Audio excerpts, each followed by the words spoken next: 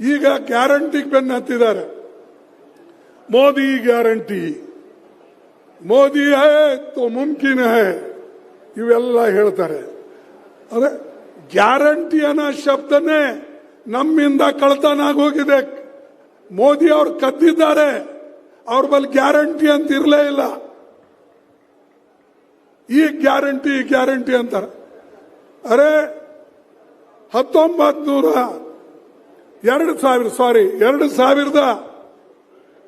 2014ರಲ್ಲಿ 15ರಲ್ಲಿ ಅವ್ರು ಏನ್ ಹೇಳಿದ್ರು, ಈ ದೇಶದಲ್ಲಿರ್ತಕ್ಕಂಥ ಎಲ್ಲ ಯುವಕರಿಗೆ ನಾನು ಎಂಪ್ಲಾಯ್ಮೆಂಟ್ ಕೊಡ್ತೇನೆ, ನೌಕರಿ ಕೊಡ್ತೇನೆ, ಪ್ರತಿ ವರ್ಷ 2,000 ನೌಕರಿ ಕೊಡ್ತೇನೆ ಅಂತ ಹೇಳಿದ್ರು. 2 ಕೋಟಿ ನೌಕರಿ ಕೊಡ್ತೀನಿ ಅಂತ ಹೇಳಿದ್ರು. 10 ವರ್ಷದಲ್ಲಿ 20 ಕೋಟಿ ನೌಕರಿಗಳು ಕೊಡಬೇಕಾಗಿತ್ತು. 20 ಕೋಟಿ ನೌಕರಿಗಳು ಕೊಟ್ಟಿದಾರ? ಕೊಟ್ಟಿಲ್ಲ. ಈ ಗ್ಯಾರಂಟಿ ಅದು ನೌಕರಿ ಕೊಡದೇ ಇರೋದೇ ಗ್ಯಾರಂಟಿ, ಮೋದಿ ಗ್ಯಾರಂಟಿ. 15 ಲಕ್ಷ ರೂಪಾಯಿ ಬ್ಲ್ಯಾಕ್ ಮನಿನ ಹೊರಗಿನ ತಂದು ನಿಮ್ಮೆಲ್ಲರಿಗೆ ಕೊಡ್ತೀನಿ ಅಂತ ಹೇಳಿದ್ರು. ಕೊಟ್ರ? ಕೊಡ್ಲಿಲ್ಲ. ಏನು ಮೋದಿ ಅವರು ಸುಳ್ಳು ಹೇಳ್ತಾರೋ ಅಥವಾ ನೀವು ತೆಗೆದುಕೊಂಡು ಸುಳ್ಳು ಹೇಳ್ತಾ ಇದ್ದೀರಿ? ಮೋದಿ ಅವರು ಸುಳ್ಳು ಹೇಳ್ತಾ ಇದಾರಲ್ಲ, ಅದಕ್ಕೆ ನಾವೇನು ಸುಳ್ಳು ಹೇಳ್ತಕ್ಕಂಥ ಮೋದಿ ಅಂತ ಹೇಳ್ಬೇಕಾ, ಮತ್ತೇನು ಹೇಳ್ಬೇಕು? ರೈತರಿಗೆ ಅವ್ರ ಆಮದಾನಿ 2 ಪಟ್ಟು ಮಾಡ್ತೀನಿ ಅಂತ ಹೇಳಿದ್ರು, ಅದು ಮಾಡಲಿಲ್ಲ. ಈಗ ಹೇಳದಂತ ಗ್ಯಾರಂಟಿನೇ ಅವರು ಕೊಡಲಿಲ್ಲ. ಈಗ ಹೊಸ ಗ್ಯಾರಂಟಿ ಏನು ಕೊಡ್ತಾರೆ?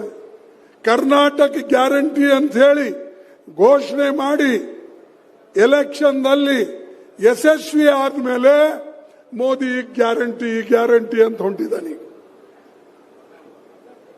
ಅದೇ ರೀತಿಯಾಗಿ ನಮ್ಮ ತೆಲಂಗಾಣ, ಹಿಮಾಚಲ್ ಪ್ರದೇಶ್ ಇಲ್ಲೆಲ್ಲ ನಮ್ಮ ಗ್ಯಾರಂಟಿಗಳು ಯಶಸ್ವಿ ಆದ್ಮೇಲೆ ಇವತ್ತು ಮೋದಿ ಎಲ್ಲ ಕಡೆ ಗ್ಯಾರಂಟಿ ಅಂತ ಹೇಳಿ ಅಡ್ಡಾಡ್ತಾ ಇದ್ದಾನೆ. ಮೋದಿ ಇವತ್ತು ಗಲ್ಲಿಯಿಂದ ದಿಲ್ಲಿವರೆಗೆ ಈ ಗ್ಯಾರಂಟಿಗಳು ಹಿಡ್ಕೊಂಡಿದ್ದಾನೆ. ಈ ದಿವಸ ಯಾಕೆ ಹೇಳಲಿಲ್ಲ?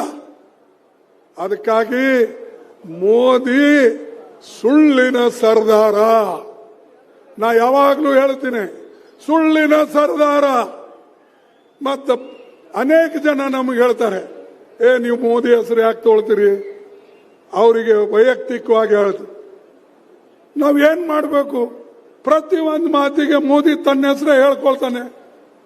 ಪ್ರತಿ ಒಂದು ಕಾರ್ಯಕ್ರಮಕ್ಕೆ ಇದು ಮೋದಿ ಗ್ಯಾರಂಟಿ, ಇದು ಮೋದಿ ಯೋಜನೆ, ಇದು ಮೋದಿ ಸ್ಕೀಮು.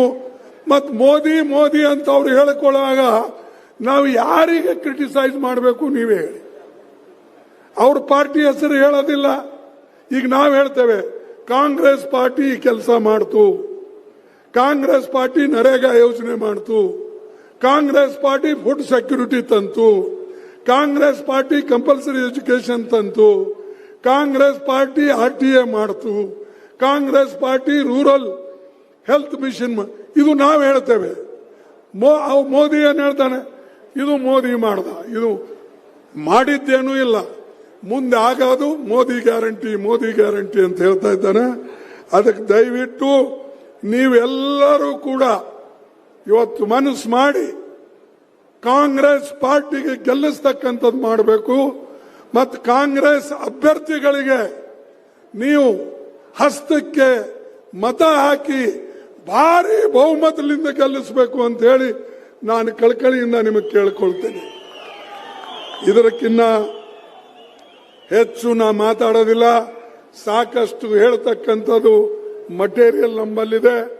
ಡೀಸೆಲ್ ಆಯ್ತು, ಪೆಟ್ರೋಲ್ ಆಯ್ತು, ಇವತ್ತು ದಾಲು, ಪ್ರತಿಯೊಂದು ಬೆಲೆ, ಪ್ರತಿಯೊಂದು ವಸ್ತುವಿನ ಬೆಲೆ, ಅವಶ್ಯ ವಸ್ತು ಬೆಲೆ ಗಗನಕ್ಕೆ ಏರ್ತಾ ಇದೆ. ಮೋದಿ ಆ ಕಡೆ ನೋಡ್ತಾ ಇಲ್ಲ. ಅನ್ಎಂಪ್ಲಾಯ್ಮೆಂಟ್ ಬೆಳೀತಾ ಇದೆ, ಆ ಕಡೆ ನೋಡ್ತಾ ಇಲ್ಲ. ಅದಕ್ಕೆ ಇವತ್ತು ಈ ಚುನಾವಣೆ ಗುರಿ ಏನಂದ್ರೆ ಈ ದೇಶದ ಸಂವಿಧಾನ ಉಳಿಸಬೇಕು. ಅದೇ ನಮ್ಮ ಗುರಿ, ಅದಕ್ಕಾಗಿ ನೀವು ಓಟ್ ಕೊಡಿ. ಈ ದೇಶದ ಪ್ರಜಾತಂತ್ರ ಉಳಿಸಬೇಕು, ಅದೇ ನಮ್ಮ ಗುರಿ. ಅದಕ್ಕಾಗಿ ನೀವು ಓಟ್ ಕೊಡಿ. ಯುವಕರಿಗೆ ನೌಕರಿ ಕೊಡಬೇಕು, ಅದಕ್ಕಾಗಿ ಓಟ್ ಕೊಡಿ. ಹೆಣ್ಣು ಮಕ್ಕಳಿಗೆ ಶಕ್ತಿ ತುಂಬಬೇಕು. ಈಗ ನಮ್ಮ 5 ಗ್ಯಾರಂಟಿ ಇವೆ. ರಾಹುಲ್ ಗಾಂಧಿ ಅವರು 5 ನ್ಯಾಯ ಯೋಜನೆಗಳನ್ನು ಮಾಡಿದ್ರು. ಆ 5 ಯೋಜನೆಗಳಲ್ಲಿ ಯುವ ನ್ಯಾಯ ಇದೆ, ಇದು ಯುವಕರಿಗೆ. ಆಮೇಲೆ ಮಹಿಳಾ ನ್ಯಾಯ, ನಾರಿ ನ್ಯಾಯ, ಇದು ಹೆಣ್ಣು ಮಕ್ಕಳಿಗಿದೆ. ಅದೇ ರೀತಿಯಾಗಿ ಶ್ರಮ ನ್ಯಾಯ, ಆಮೇಲೆ ಹಿಸ್ಸೆದಾರಿ ನ್ಯಾಯ, ಈ ರೀತಿಯಾಗಿ ಅನೇಕ ನ್ಯಾಯಗಳು. ಅದರ ಒಳಗಡೆ 25 ಗ್ಯಾರಂಟಿಗಳು ನಾವು ಮಾಡಿದ್ದೇವೆ. ನಮ್ಮ ಸರ್ಕಾರ ಬಂತಂದ್ರೆ ಇದು 100ಕ್ಕೆ 100 ಯಾವ ರೀತಿಯ ಕರ್ನಾಟಕದಲ್ಲಿ ಇಂಪ್ಲಿಮೆಂಟ್ ಆಗಿದೆ ಹಾಗೆ ಅಖಿಲ ಭಾರತದಲ್ಲಿ, ನಮ್ಮ ಹಿಂದೂಸ್ತಾನದಲ್ಲಿ ನಾವು ನಮ್ಮ ರಾಹುಲ್ ಜಿ ಅವರ ನೇತೃತ್ವದಲ್ಲಿ ಮಾಡಿ ತೋರಿಸ್ತೇವೆ ಅನ್ನತಕ್ಕಂಥ ಮಾತನ್ನ ನಾನು ಇವತ್ತು ಹೇಳಕ್ಕೆ ಇಲ್ಲಿ ನಿಂತಿದ್ದೇನೆ. ಅದಕ್ಕೆ ದಯವಿಟ್ಟು ತಾವು ಮತ ಕೊಡಿ, ಪ್ರಜಾಪ್ರಭುತ್ವ ಉಳಿಸಕ್ಕೆ ಮತ ಕೊಡಿ, ಸಂವಿಧಾನ ಉಳಿಸಕ್ಕೆ ಮತ ಕೊಡಿ. ಇದು ಒಂದು ಮಹತ್ವದ ಕಾರಣ. ಇದಕ್ಕಾಗಿ ಮತ ಕೊಟ್ಟು ಗೆಲ್ಲಿಸಬೇಕು ಅಂತ ಹೇಳಿ ಕೇಳಿಕೊಂಡು ನನ್ನ ಮಾತು ಮುಗಿಸ್ತೇನೆ. ನಿಮ್ಮೆಲ್ಲರಿಗೆ ವಂದನೆಗಳು. ಜೈ ಹಿಂದ್. ಅರೆ ಏನು ಎಷ್ಟು ಸಪ್ಪಗಿದ್ರಿ. ಜೈ ಹಿಂದ್, ಜೈ ಹಿಂದ್, ಜೈ ಹಿಂದ್, ಜೈ ಕಾಂಗ್ರೆಸ್, ಜೈ ಕಾಂಗ್ರೆಸ್, ಜೈ ಕಾಂಗ್ರೆಸ್. ಈಗ ನಿಮ್ಮ ಮುಂದೆ ರಾಹುಲ್ ಗಾಂಧೀಜಿ ಅವರು ಮಾತಾಡ್ತಾರೆ, ತದನಂತರ ಮುಖ್ಯಮಂತ್ರಿಗಳು ಮಾತಾಡ್ತಾರೆ. ದಯವಿಟ್ಟು ಕೇಳಬೇಕು ಅಂತ ಹೇಳಿ ನಾನು ನಿಮ್ಮೆಲ್ಲರಿಗೆ ಧನ್ಯವಾದಗಳನ್ನು ಹೇಳಿ ನನ್ನ ಮಾತು ಮುಗಿಸ್ತೇನೆ.